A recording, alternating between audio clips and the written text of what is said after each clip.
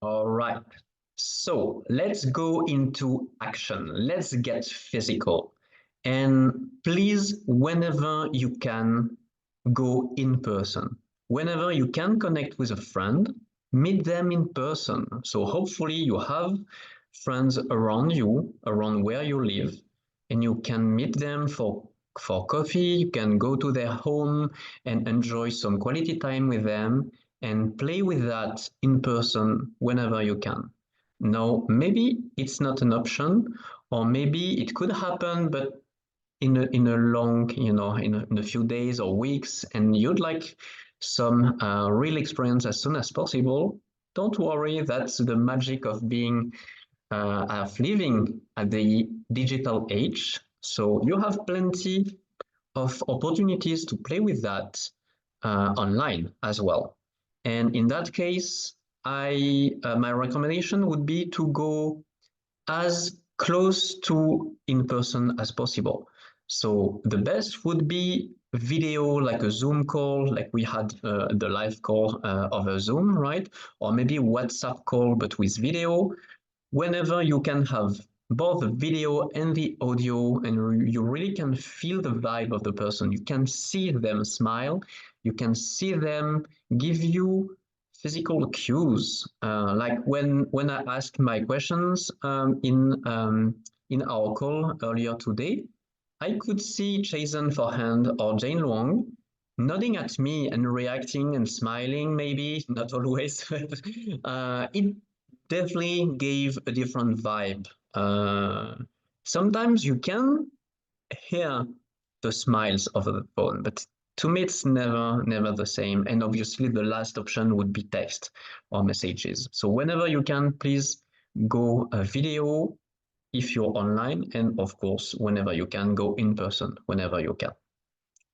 No, that being said, you will see the idea is roughly the same as yesterday for exploring, these activities, except that this time we're exploring path, so a new way to discover your friend, to discover things, important things about your friend, what make them feel special, what really bring them joy, whatever could allow you to understand them better. And actually, bringing joy, maybe it's not the right path. Maybe the best way to understand better your friend could be actually through sorrow.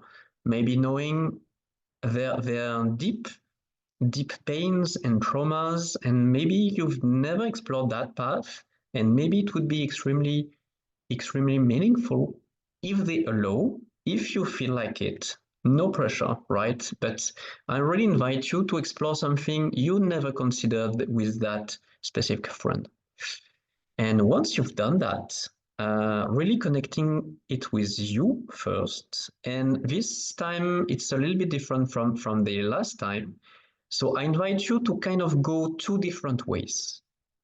Either connect it with your own well-being. If they share a practice, for example, an activity, consider maybe trying that as well. Maybe asking them if they could guide you into this new activity, if they could be a mentor into this new activity.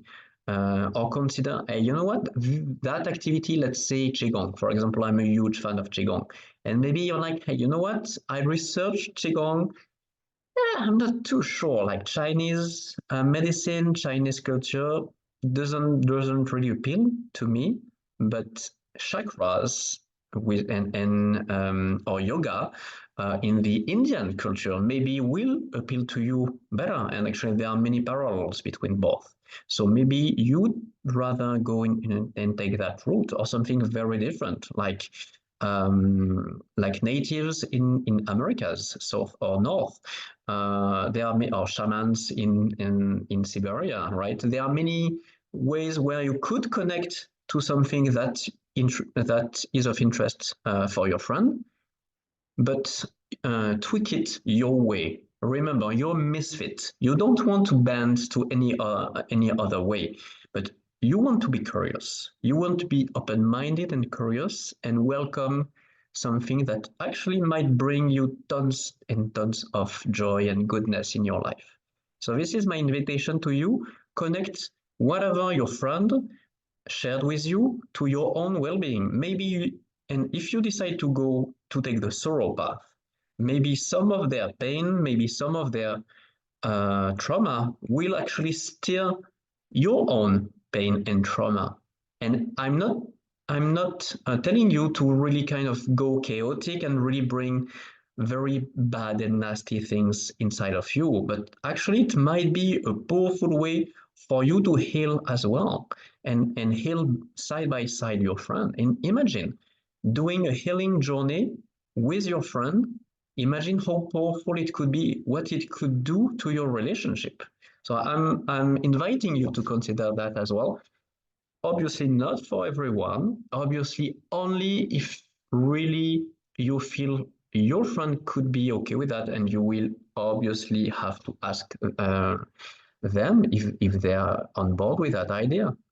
So whenever there is pain or trauma, you want to be extremely careful and really extremely mindful of other people's feelings and thoughts. That might be an option if you feel it's meaningful in that specific relationship. And now, uh, if you really feel bold, you could actually do the exact same, exploring new paths within yourself.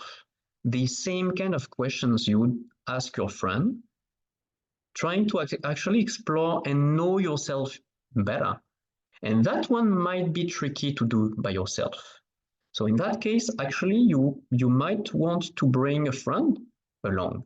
You actually might want to ask your friend, the friend you just explored a new path with, to help you explore this path for yourself, or another friend, or maybe you could create an entire group around that and go into inward exploration. So that's another invitation for you. So, and that would be a little bit difficult, especially if you're not used to these types of explorations. But yeah, that could be very powerful. And finally, share. Obviously, sharing. When I say share it, not necessarily what your friend just told you. Obviously, some things, especially if they are intimate or private, you don't want to share that right away to someone you don't even know or barely.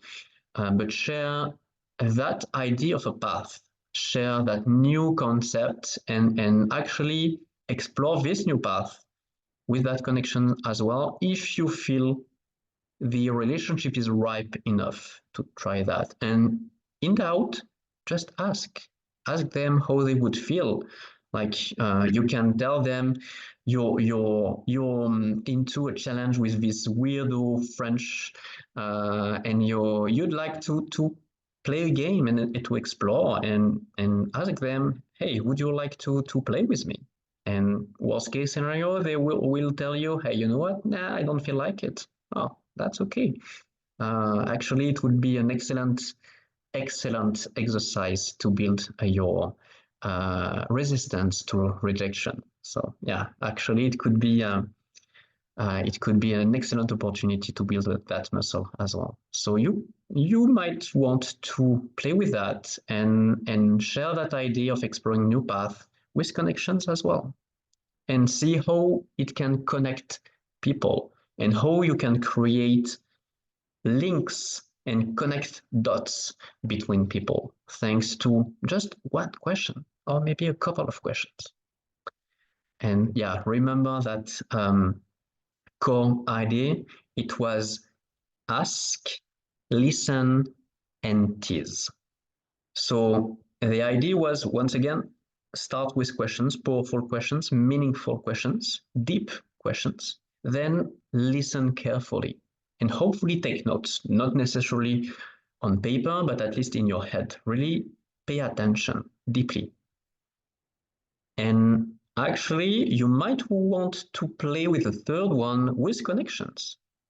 Instead of asking them, would they like to play with you, you might actually tease them and find a way, a powerful way through storytelling, maybe, in kind of those teasers they use a lot in for movies. and give them a taste of that and actually make them ask you questions like, it's interesting. I never thought about it. How does it work? What led you to think about it?